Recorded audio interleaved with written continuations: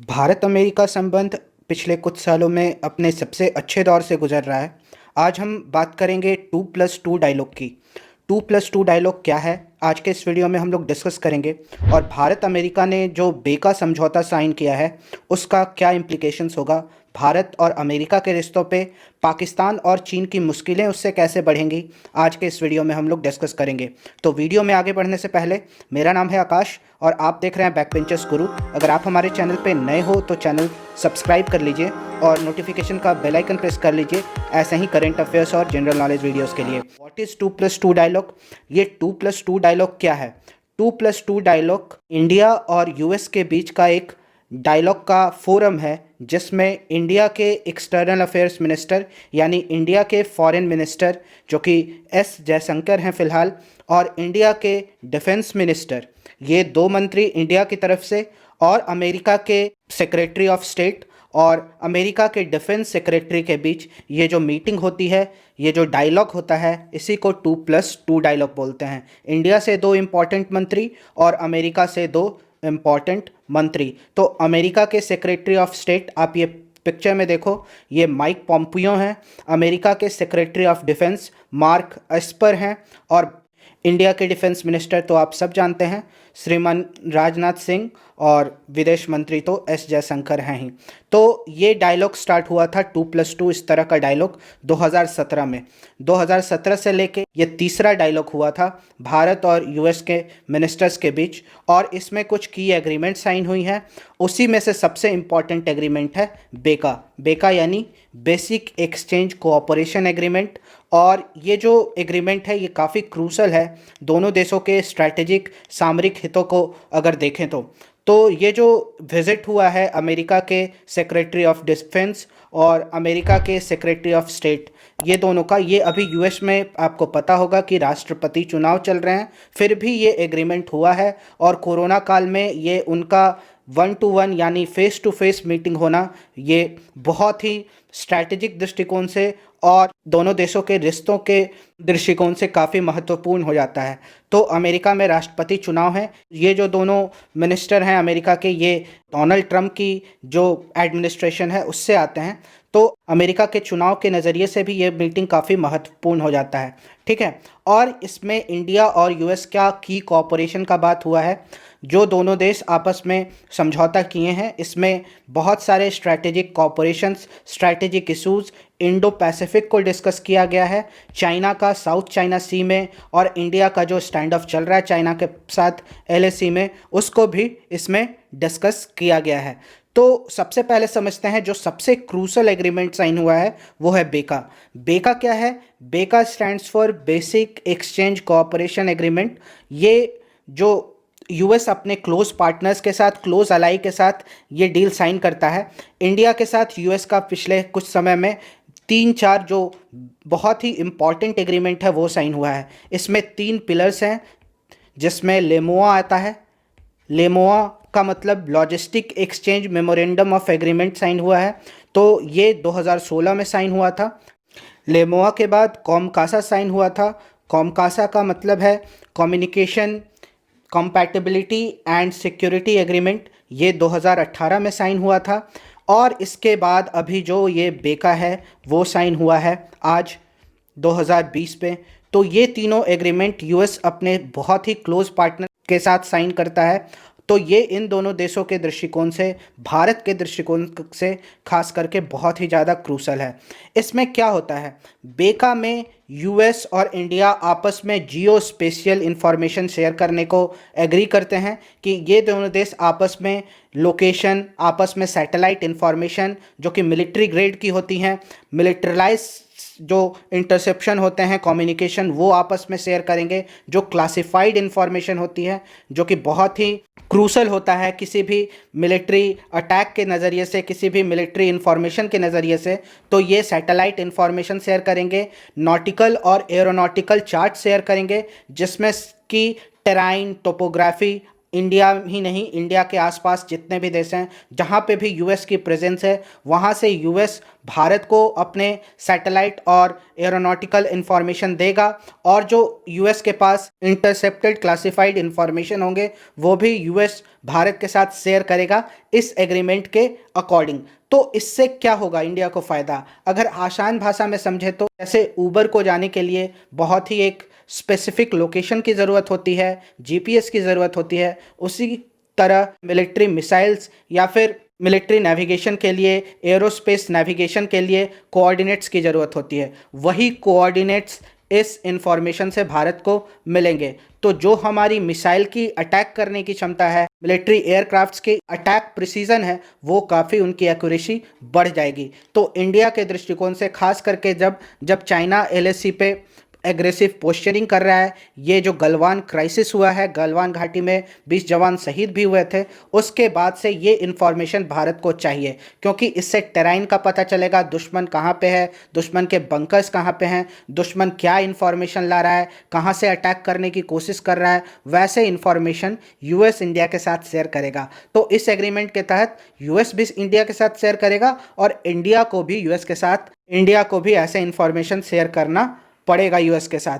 तो इस एग्रीमेंट के तहत इंडिया और यूएस आपस में मैप एक्सचेंज कर सकते हैं, नॉटिकल और एरोनॉटिकल चार्ट्स एक्सेस कर सकते हैं, जियोडेटिक, जियोफिजिकल, जियोमैग्नेटिक और बहुत सारे ऐसे जो डेटा हैं जो कि मिलिट्री ग्रेड के होते हैं। हम आपका जो जीपीएस का प्रिसीजन है वो मिलिट्री ग्रेड प्रिसीजन से काफ़ी कम है, तो मिलिट्री ग्रेड प्रिसीजन काफ़ी हाई होता है, उसके सैटेलाइट की इमेज काफ़ी क्लियर होती हैं ताकि दुश्मन पे नज़र रखा जा सके। और ऐसे डेटा इंडिया और यूएस आपस में शेयर करेंगे, और दोनों देश इस पे भी सहमति बनाए हैं कि ये दोनों किसी थर्ड कंट्री के साथ ऐसे इन्फॉर्मेशन जो यूएस हमको देगा, हम उसको किसी थर्ड कंट्री के साथ शेयर नहीं करेंगे। बेका है वो काफ़ी क्रूसल है। और LEMOA logistic exchange memorandum of agreement क्या था कि दोनों देश लॉजिस्टिकली आपस में कोऑपरेशन करेंगे। जैसे कि मान लो यूएस की अगर नेवी शिप की रिफिलिंग की ज़रूरत है, उसको वो इंडिया के लॉजिस्टिक यूज़ करके, इंडिया के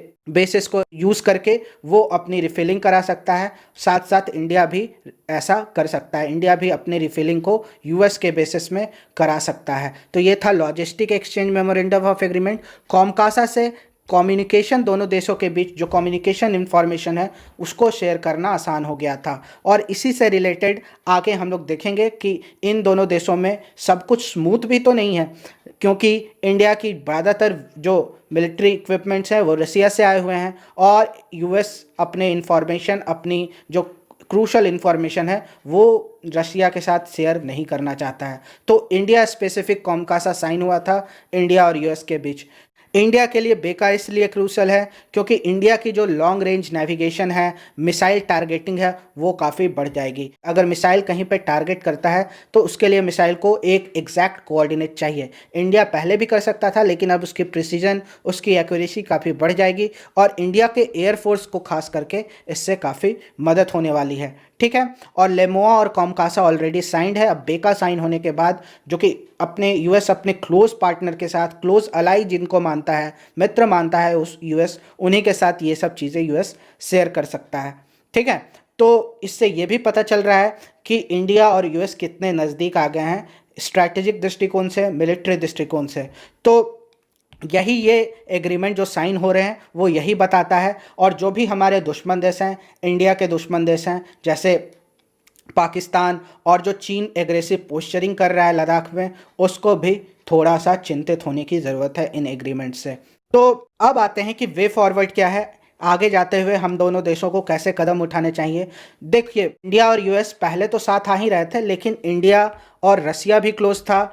इंडिया और चाइना की बॉर्डर करीब 3400 किलोमीटर लंबी है, और इंडिया और चाइना कोऑपरेशन करके आगे चल रहे थे। लेकिन जो गलवान वाली घटना हुई है उसने हमें आंखें खोलने के लिए मजबूर किया है, और चाइना की कुछ और ही नीयत है बॉर्डर पे। और चाइना और यूएस का तो ट्रेड वॉर पहले से चल रहा है, और साउथ चाइना सी में, दक्षिण चीन सागर में जो चाइना कर रहा है वो आप सबको पता है। तो अगर ये सब वीडियो नहीं देखा है तो आई बटन में है पूरा इंटरनेशनल रिलेशंस का playlist, India US relation, India China relation, South China Sea का वीडियो, सारा कुछ आपको प्लेलिस्ट में मिलेगा, क्लिक करके देख सकते हैं। तो इंडिया और यूएस का कोऑपरेशन खास करके पैंडेमिक के बाद मिलिट्रली, इकोनॉमिकली सब में बढ़ने वाला है। ये आप एक चीज़ सर्टेन मान के चलिए। चाहे यूएस में इलेक्शंस हों, कोई भी एडमिनिस्ट्रेशन आए, चाहे वो बाइडेन आए, चाहे वो ट्रंप फिर से री इलेक्ट होके आए, इंडिया और यूएस की स्ट्रैटेजिक और इकोनॉमिक कोऑपरेशन काफ़ी बढ़ने वाली है। कुछ स्टिकिंग पॉइंट भी हैं, दोनों देशों के मतभेद भी हैं, लेकिन मोर और सो इंडिया और यूएस पिछले कुछ समय में बहुत ज़्यादा क्लोज आ गए हैं। इसीलिए ये आपको 3 एग्रीमेंट जो लेमोआ, कॉमकासा और आज बेका ये साइन होते हुए दिखी है। लेकिन एक क्रूशल पॉइंट है इसमें रसिया, क्योंकि इंडिया और यूएसएसआर, जब यूएसएसआर का डिसइंटीग्रेशन नहीं हुआ था, काफ़ी क्लोज थे। इंडिया रशियन मिलिट्री इक्विपमेंट्स काफ़ी ज़्यादा यूज़ करता है। तो इंडिया अभी recently S-400 air defence missile system भी रसिया से परचेज करने वाला है। तो यूएस का कंसर्न ये है कि हम आपको इन्फॉर्मेशन दे रहे हैं, लेकिन रशियन इक्विपमेंट्स, अगर रशिया ये सब इन्फॉर्मेशन ले लेता है तो वो हमारे लिए दिक्कत की बात है। और इंडिया दोनों देशों के बीच बैलेंस बना के चलने की कोशिश तो करता है, लेकिन वो कितनी दूर तक जाएगा ये देखना इंटरेस्टिंग होगा। तो इंडिया, यूएस और रसिया, क्योंकि अभी भी हमारे बहुत सारे इक्विपमेंट्स Su-30 MKI जैसे विमान हमारे पास रशियन है, बहुत सारी इक्विपमेंट्स रशियन है। तो इंडिया, यूएस और रसिया इन तीनों में कैसे बिहेव करते हैं ये भी देखना इंटरेस्टिंग होगा। इंडिया को यूनाइटेड नेशन सिक्योरिटी काउंसिल में परमानेंट मेंबरशिप चाहिए, जिसके लिए यूएस उसको बैकिंग कर रहा है। बहुत सारे देश इंडिया को बैक कर रहे हैं कि परमानेंट सदस्य बने संयुक्त राष्ट्र सुरक्षा परिषद में, जो कि परमानेंट 5 में 5 ही देश अभी आते हैं। 2021-22 तक इंडिया को जो नॉन परमानेंट मेंबरशिप मिला है यूनाइटेड नेशन सिक्योरिटी काउंसिल का, उसमें इंडिया इसके लिए काफ़ी लॉबिंग करेगा और यूएस का साथ इंडिया को चाहिए होगा। तो स्ट्रैटेजिक दृष्टिकोण से, अर्थव्यवस्था के दृष्टिकोण से, क्योंकि यूएस की कंपनी चाइना से बाहर अपना सप्लाई चेन ले जाना चाहती हैं, तो इंडिया एक अच्छा अल्टरनेटिव दे पाए अपने आप को कि हम हैं रेडी, इंडिया में आइए और अपनी चीज़ों को मैन्युफैक्चर कीजिए। इकोनॉमिक, स्ट्रैटेजिक और मिलिट्री कोऑपरेशन आपको आगे देखने को मिलेगा। और क्वाड के बारे में तो मैंने आपको बता ही रखा है। अगर क्वाड वाला वीडियो नहीं देखा है वो भी आई बटन में है, जाके देख सकते हैं। इंडिया, यूएस, जापान, ऑस्ट्रेलिया ये 4 देश साथ आ गए हैं और इन देशों ने अपने आपस में मिलिट्री एक्सरसाइज को बढ़ा दिया है। अभी हाल में ही मालाबार एक्सरसाइज के लिए, जो कि नेवल एक्सरसाइज है, मालाबार एक्सरसाइज, उसमें ऑस्ट्रेलिया को इंडिया, यूएस और जापान ने इनवाइट किया है। तो ये चारों देश साथ मिलकर नेवल एक्सरसाइज करेंगे, मालाबार एक्सरसाइज जिसका नाम है, वो भी काफ़ी क्रूशल हो जाता है। और चाइना इन चीज़ों पर नज़र बनाए हुए है, चाइना के लिए चिंता की ये सब बात है। तो होप करता हूँ आपको ये वीडियो इंटरेस्टिंग लगा होगा, इन्फॉर्मेटिव लगा होगा। ऐसे ही वीडियो देखने के लिए चैनल को सब्सक्राइब कीजिए। मेरा यूट्यूब का एल्गोरिथम दिखाता है कि जितने लोग वीडियो देखते हैं उसमें से 60 to 70% लोगों ने सब्सक्राइब नहीं किया, तो प्लीज़ सब्सक्राइब कीजिए, फ्री ऑफ कॉस्ट है। और वीडियो पसंद आया तो लाइक ज़रूर कीजिए। मिलते हैं किसी नेक्स्ट वीडियो में, तब तक के लिए कीप लर्निंग एंड जय हिंद।